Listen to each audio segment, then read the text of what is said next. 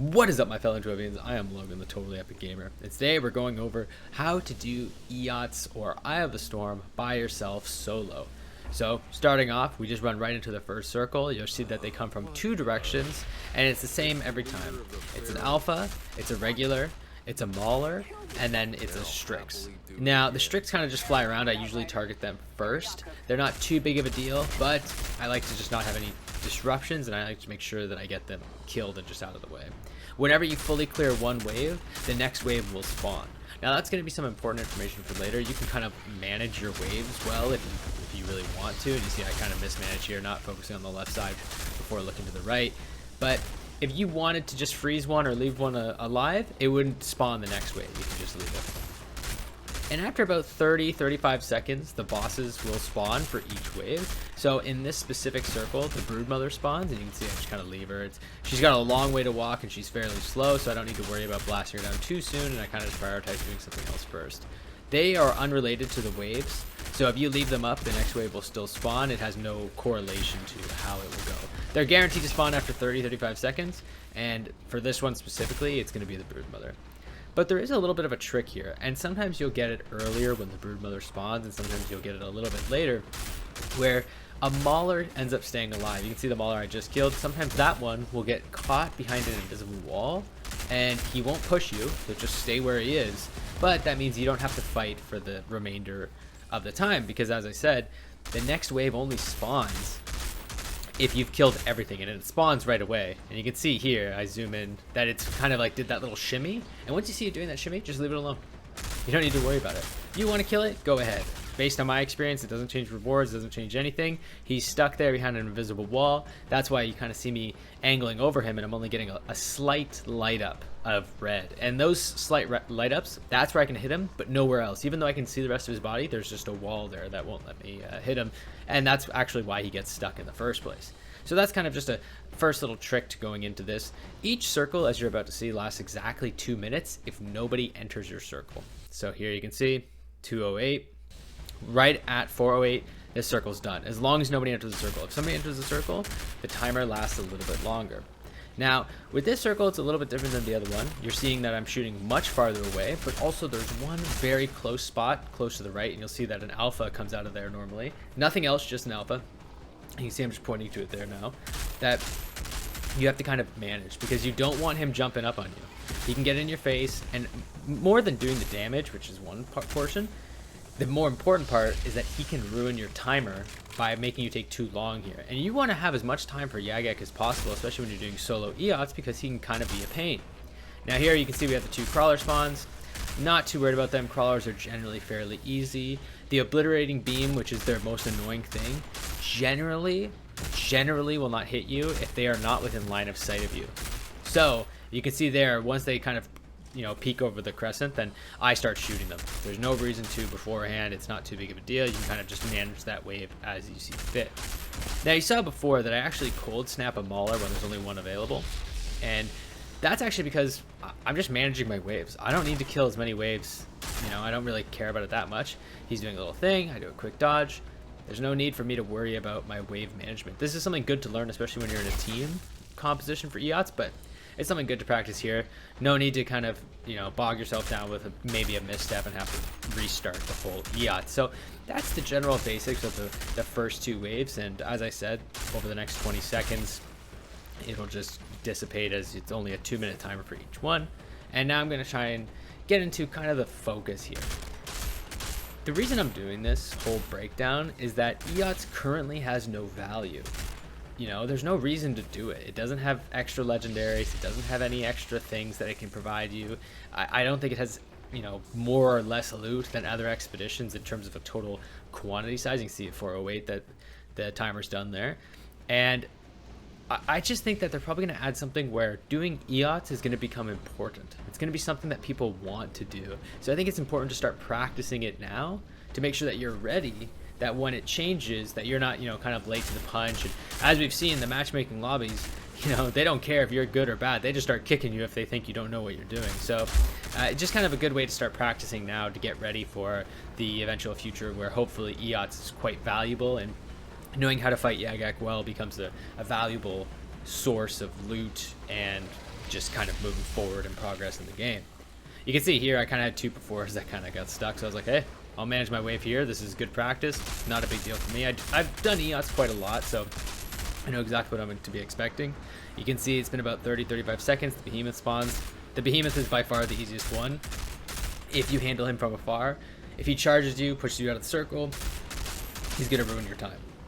Generally, try to stop that from happening. This is the only one that I feel where they spawn really, really far away, and it's actually hard to hit on the circle. You can see that they spawn from where I'm looking right now, way off in the distance, and a little bit to the left behind like a rock cave, and you can see I'm kind of looking at it right here. In this one, it's actually very difficult to get shots at. You see I'm focusing on the left one despite the right one getting closer, because the right one kind of gets blocked by the hill. So I generally go left first and then come back to the right. It's not too big of a deal. You know, I try and make sure everything's always available for me and that I don't get caught up in it. But sometimes the alphas do jump, and you just kind of have to make sure that you're ready to catch them on the way so that they don't, you know, ruin your timer. And as you see, it's, you know, at about 10-15 more seconds, this will be the last wave, and we'll get into Yagak. And that's where the breakdown really has to happen. This is clearly the hardest part of EOTS, is fighting Yagak, and more importantly, fighting the Reavers. I feel like I have a good Reaver pattern down. I feel like I've really started to understand how to beat the Reavers, and I'm going to try and share that with you guys right now. So, Yagak does this whole thing. You're going to see right away I don't pop blighted rounds. Doing damage to Yagak initially is not important. Do not focus on killing him right away. You are going to pop too many phases. His first phase pops around, you know, when he's lost about 3/4 of the first bar, 2/3 of the first bar. So you can see I have no reason to rush him. If I pop blighted rounds right now, he'll lose too much HP, and 2 Reavers will spawn, and I'll be in trouble. I'll have to kill them immediately. So you're seeing I'm actually saving my cooldowns, getting ready to proc the Reavers when I'm ready. Also, most people don't have an issue doing damage to get silver on Yagak. It's dying. So you need to kill his anomaly rifts. Don't take chances. Don't try and blitz them. And you can see here, 2/3 of the health. You see the red just spawned. There's also an audible Q. And right away, I throw down Cold Snap.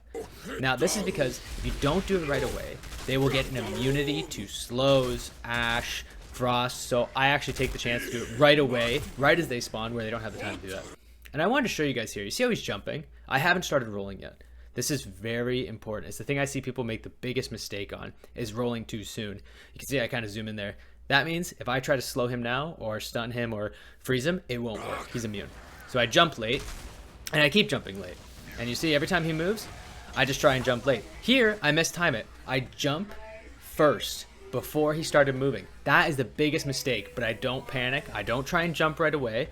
I wait for him to make his next move, and I treat it like I'm playing Dark Souls. You know, you see, I move right there. Slight, you know, good iframes there for me. You know, I felt like I did a really good job countering there. And you see, he was even in the air there as I'm shooting him, and I hit the spacebar late, or my dodge button late.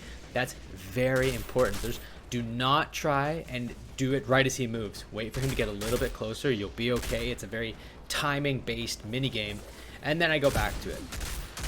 Sometimes here, you see I'm getting actually low on blighted rounds, but I have a lot of time left. I just reload. There's no need to worry about this. Clear the rifts, make sure I don't die, and make sure I really focus. I know I'm going to get silver. I'm not trying to speedrun this. I'm just trying to make sure I get silver and attain, you know, solo silver, as is the only thing that's attainable. You can't get gold on solo. So you can see I'm just kind of peppering him up. I know at about half, a Reaver and a bunch of little minions will spawn, and so I'm like, okay, no reason to do damage. I'm just going to wait. I'm going to clear these rifts, make sure I'm in a good space, and wait for blighted rounds to come up. I don't need to rush. I don't need to try and push the pace. There's no reason for me to do that. Just because I'm not doing damage doesn't mean I'm not playing it right. You just have to play around dying and getting into your best position possible. Now, if he was at a 3rd HP, I'd pop, you know, I'd get ready to start blasting him and go right through it. But since he's not at 3rd HP, I know what needs to get done. I need to just stay alive, wait for blighted rounds, clear the next spawn of Reaver and minions, and just control from there. That way I make sure that I don't die. And honestly, the biggest part people are dying on is Reavers. I know that.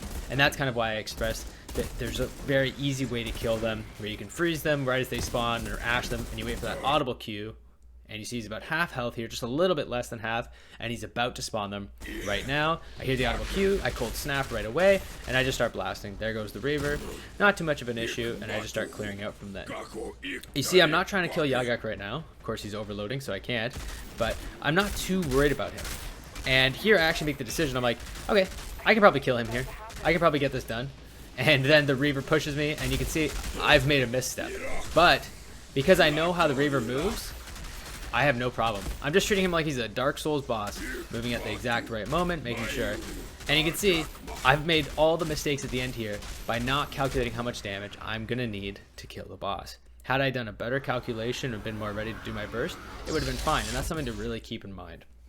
On top of that, you can see that as the anomaly rift started to amp up, the reason I say make sure you kill them, if any of those anomaly rifts had hit me during that Reaver's first hit that I didn't effectively dodge, that would have been it. That would have been game. And that's why you want to make sure you're killing anomaly rifts first. You're not going for the boss, and you're clearing ads and making sure. Yagak will die within the time frame. You just have to make sure that you don't die before then, because then you just wasted all your time. You're going to have to restart. So I hope you guys enjoyed this breakdown. I think it was quite thorough. I tried to get into every piece. Let me know if I missed anything or any tips and tricks that you use when doing EOTS solo, and I'll be sure to incorporate them if they ever change EOTS or if it becomes a more useful expedition. But anyways, thanks for watching, guys. Hope you enjoyed it. Leave a like if you did, and I hope you have a great rest of your day. I'm leaving the damage at the end for you guys to see, and have a great day.